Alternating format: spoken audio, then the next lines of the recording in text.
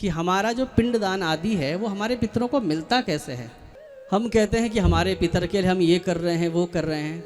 अच्छा एक बात सोचिए कि अगर मान लिया आपके जो पितर हैं या जिसके पति नहीं हैं इस दुनिया में या किसी के पिता नहीं हैं, तो वो तो पता नहीं किस योनि में होंगे, हमको तो नहीं पता। पता है आपको किसी को फ़ोन आता है उनका कि हाँ हम कुत्ता बने हैं या बिल्ली बने हैं या सांप बने हैं? कभी पता नहीं चलता ना वो क्या बने हैं। तो कोई चींटी बना है या कोई हाथी बना है, हमें क्या पता। तो फिर हम ये कैसे कह देते हैं कि हमारे पितर हमको आशीर्वाद देते हैं, क्योंकि हम भी तो पहले मरे तब यहाँ पर प्रकट हुए। तो हम भी इसका मतलब जब कभी मरे होंगे तो हम भी किसी के पिता रहे होंगे और कितनों के पिता रहे होंगे। तो हम यहाँ पर प्रकट हुए हैं, तो हम जो परिवार छोड़कर मर के इस परिवार से जुड़े हैं, तो हमारा पहले का परिवार भी तो हमारे लिए पिंडदान आदि कर रहा होगा, लेकिन हम तो उनसे कोई अटैच नहीं है, हम तो उनको आशीर्वाद नहीं दे रहे हैं। तो इसलिए प्रश्न उठता है कि हमारे पितरों तक वो पहुंचता कैसे है जो हम पिंडदान आदि करते हैं। अगर आपके पितर, मान लिया आपका पितर हाथी बन गया, क्या बन गया बोलो, आपका पितर कोई हाथी बन गया पूर्वज, तो आप जो जौ का आटा आदि देते हो पिंडदान में, तो बताइए हाथी का वो एक दो पिंडदान से कोई पेट भरेगा क्या? ऊपर से गुस्सा और हो जाएगा कि अरे भैया ऊँट के मुंह में जीरा, ये क्या दिया इसने। तो अगर आपके भीतर हाथी बन गए तो वो उतने से पिंड से उनका गुजारा चलने वाला नहीं। और मान लिया आपका पितर जो है वो चींटी बना हुआ है, तो चींटी को इतने बड़े पिंड से क्या प्रयोजन, वो इतने बड़े पिंड का क्या करेगी, वो तो एक दो कण खाकर ही अपना गुजारा कर लेती है। और तीसरा, अगर हो सकता है अच्छे कर्म के कारण, भगवत समर्पण के कारण अगर आपके पितर अगर देवता बन गए, तो देवता अमृत पान करते हैं, अमृत पान करने वाला देवता आपका जौ का आटा खाएगा क्या? हाँ बोलो राधे राधे। काजू कतली खाने वाला आटे की बर्फी क्यों खाएगा? तो अगर आपके पितर देवता बन गए तो फिर कैसे उनको वो पिंड पहुंचता है। तो ये सब विषय पे थोड़ा सा आज मैं प्रकाश डाल देता हूं, तब कथा में प्रवेश करेंगे। प्रेम से कहिए श्री राधे। तो श्राद्ध कहते कैसे हैं, पहले किसे कहते हैं पहले इसको समझिए। लिखा है कि श्रद्धया पितृन उद्दिश्य विधिना क्रियते यत्कर्म तत्श्राद्धम।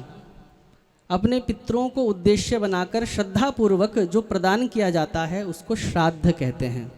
कि अगर कोई पितृपक्ष में या कभी तीर्थ में जाता है, बद्रीनाथ गया, हरिद्वार गया, जहाँ भी तीर्थ में जाता है, तीर्थ श्राद्ध अपने पितरों का स्मरण पूर्वक करता है, तो उस श्राद्धकर्ता को क्या फल प्राप्त होता है। ये विषय मैं इसलिए बोल रहा हूँ क्योंकि आजकल लोग इन चीज़ों में बहुत पीछे हटने लग गए हैं। सोचते हैं सीधा देने से ही काम चल जाएगा, तो क्यों पंडित जी को बुलाकर तर्पण आदि किया जाए। इसलिए क्या करते हैं, झंझट ज़्यादा कौन पाले, बस थोड़ा सा आटा चावल रखा और पंडित जी को पकड़ा दिया। तो देखो अब शास्त्र क्या कहता है और क्या वो स्वीकार है, ये सारी बातें विस्तार से मैं आज आपको बता रहा हूँ।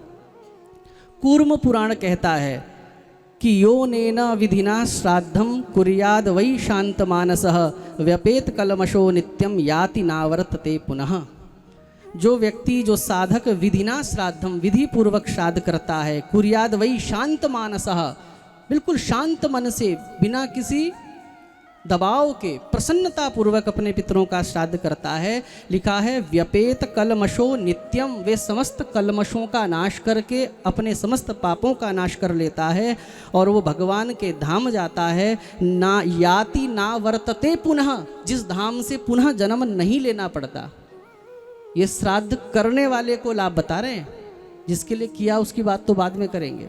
जो श्राद्ध करता है उसको भगवान अपने चरणों में निवास देते हैं।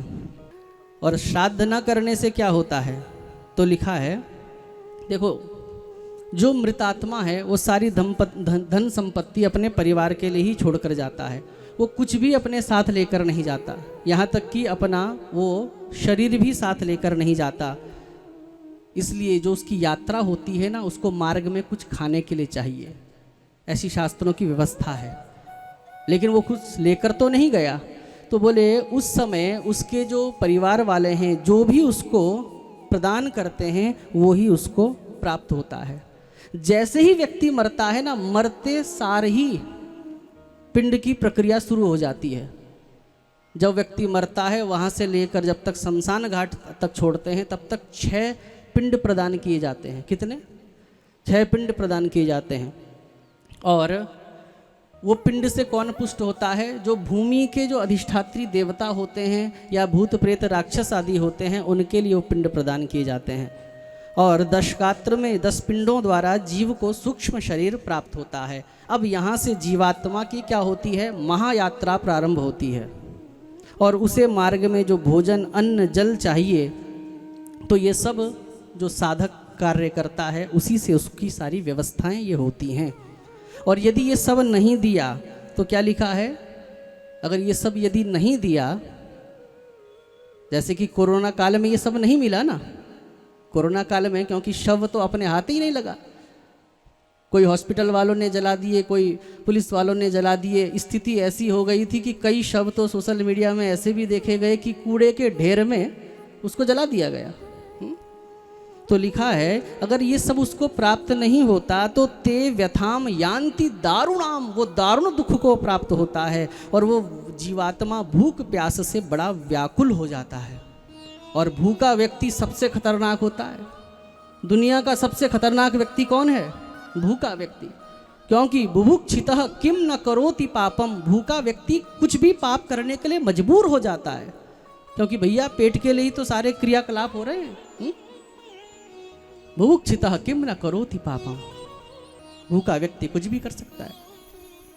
तो जो हमारी मृत आत्मा है ना, अगर उनको ये सब चीज़ें पिंडदान आदि नहीं प्राप्त हुआ तो वो बड़े क्या होते हैं? भूख से बड़े बिलखते हैं। और फिर किम न करोति पापम लिखा है, ब्रह्म पुराण में लिखा है कि श्राद्धम न कुरुते मोहा तस्य रक्तम पिबंती ही। तो फिर वो अपने परिवार से आस लगाता है, और जो परिवार उसके लिए अन्न आदि की व्यवस्था नहीं करता तो फिर बोले तस्य रक्तम पिबंती ही, वो उसी परिवार का रक्त चूसने लगता है। धीरे धीरे वो परिवार नष्ट होने लगता है। और फिर पितृ उसको शाप देते हैं, अपने परिवार को ही शाप दे देते हैं। बोले पितरस तस्य शापम दत्वा प्रयान्ति च, वो शाप देते हुए अपने महायात्रा को आगे बढ़ते हैं। और फिर उसका परिवार पर दुष्प्रभाव पड़ता है, संतान का ना होना, संतान होने पर भी कुमार्गगामी बन जाना, परिवार में सदा कष्ट क्लेश, धन संपत्ति होने के बाद भी परिवार में अतृप्ति असंतोष क्लेश ये सब बना रहता है, परिवार में अल्प मृत्यु होना, ये सब पितृदोष के लक्षण कहे गए हैं। अगर आपके पितर जिस जिस योनि में है, वायु पुराण बता रहा है कि नाम गोत्रम च मंत्रश्च दत्तमन्नं नयन्ति तम् अपि योनिशतं प्राप्तां तृप्तिस्ताननुगच्छति।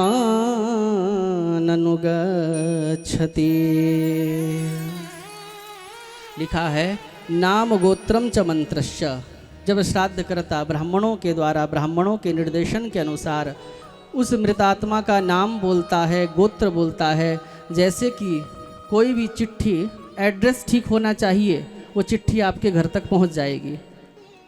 आज की भाषा में बात करूं तो आपके पास अगर किसी से बात करनी है, कांटेक्ट करना है, तो मोबाइल नंबर ठीक होना चाहिए।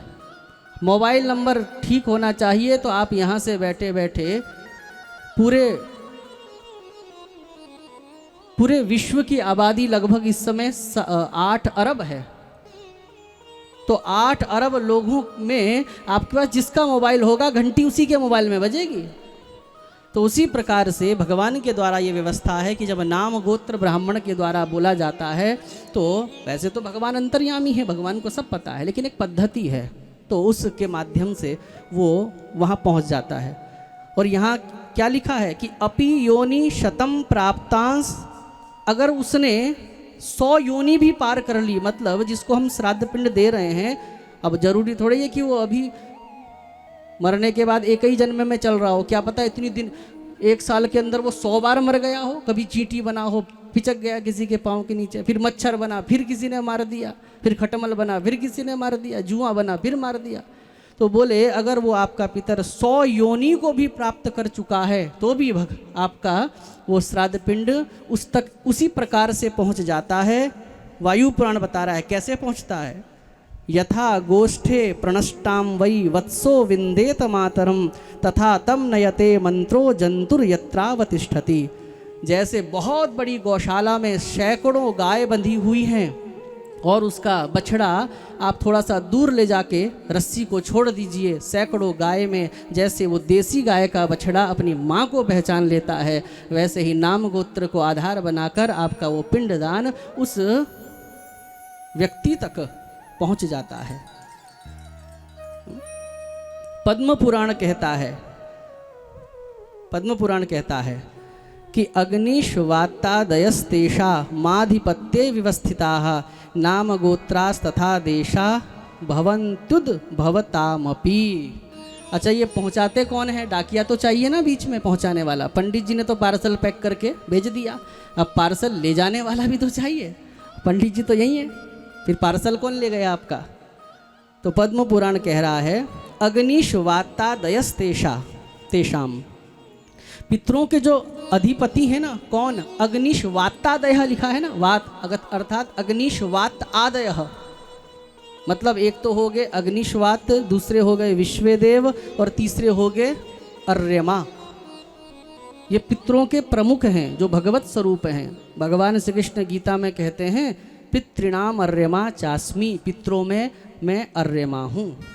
तो हमारा पार्सल कहाँ पहुँचता है? पितृलोक पहुँचता है। हमारा वो पिंडदान कहाँ पहुँचता है? पितृलोक पहुँचता है। जैसे अगर आपके रिश्तेदारों ने बम्बई से कोई चिट्ठी पहुँची तो वो सीधा प्रेमनगर नहीं आएगी, पहले देहरादून पोस्ट ऑफिस में जाएगी, घंटाघर के पास जो बड़े पोस्ट ऑफिस में है, उसके बाद फिर वहाँ से वितरण होगा। तो बस अब आपका पिंड पहुँच गया हेड क्वार्टर। अब वहाँ 3 महानुभाव बैठे हैं, अग्निश्वात, विश्वेदेव और अर्यमा। अब इनकी व्यवस्था है कि वहाँ तक पहुँचाना है। अब सारी फाइल देखी कि किसका पितर कहाँ घूम रहा है, तो फिर वो पिंडदान जो होता है, वो पिंड है। अगर मान लिया आपके पितर हाथी बन गए हैं तो हाथी को गन्ना बड़ा प्रिय होता है, तो आपका वो पिंड क्या हो जाता है? गन्ने के रूप में कन्वर्ट हो जाता है। और हाथी को गन्ना प्राप्त हुआ, उसको जो तृप्ति का अनुभव हुआ, पुष्टता का अनुभव हुआ, हाथी आशीर्वाद नहीं दे रहा है, लेकिन वो पिंड कितनी श्रद्धा से दिया गया है, कितना भाव के अनुसार दिया गया है, ये सारा का सारा डेटा पितृलोक में होता है। और उसके आधार पर फिर पितृलोक से उस परिवार के लिए आशीर्वाद भेज दिया जाता है। यह हेडक्वार्टर का काम है। हाथी ने वो गन्ना खा लिया, और अगर आपके पितर चींटी बने हुए हैं तो फिर उनको छोटे छोटे कणों के रूप में वो पिंडदान जो है वो प्राप्त हो जाता है। ये मैं अपने मन से नहीं कह रहा हूँ, देखो यहाँ लिखा है, मार्कंडेय पुराण कह रहा है कि देवो यदि पिता जातः शुभ कर्मानुयोगतः तस्यान्नमृतं भूत्वा देवत्वेप्यनुगच्छति। देवो यदि पिता जातः, यदि आपके पितर क्या बन गए? देवता बन गए। शुभ कर्मानुयोगतः, शुभ कर्म के प्रभाव से, तो तस्यान्नम अमृतम भूत्वा, वो आपका जो अन्न है, पिंड है, वो अमृतम भूत्वा, वो अमृत बन जाएगा। देवता अमृत पीते हैं, तो अमृत बनकर देवताओं को प्राप्त हो जाएगा। देवताओं को जो तृप्ति होगी उसके फलस्वरूप आपको उसका आशीर्वाद भेज दिया जाएगा। और क्या कह रहा है मार्कंडेय पुराण कि मर्त्यत्वे यन्न रूपेण पशुत्वे च तृणं भवेत् श्राद्धान्नं वायुरूपेण नागत्वेप्युपतिष्ठति। मर्त्यत्वे यन्न रूपेण, अर्थात मर्त्यत्वे ही अन्न रूपेण, अगर आपके पितर मनुष्य बन गए हैं तो अन्न के रूप में उनको प्राप्त हो जाएगा। पशुत्वे च तृणं भवेत्, अगर आपके पितर पशु योनि में है तो उनको तृणम अर्थात घास के रूप में वो पिंड प्राप्त हो जाएगा। और श्राद्धान्नं वायु रूपेण नागत्वेप्युपतिष्ठति, यदि आपके पितर नाग बन गए हैं, सर्प बन गए हैं, तो सर्प वायु का भी आहार करता है, तो वायु के रूप में वो उसको प्राप्त हो जाएगा। और यदि आपके पितर यक्ष बन गए, गंधर्व बन गए, तो गंधर्वों को, यक्षों को बड़ा प्रिय क्या होता है? तांबूल प्रिय होता है। तो पानम भवति यक्षत्वे नाना भोग करम तथा, वो तांबूल के रूप में परिवर्तित, पान के रूप में परिवर्तित हो जाएगा और उनको प्रसन्नता प्रदान करेगा। बोलो राधे राधे।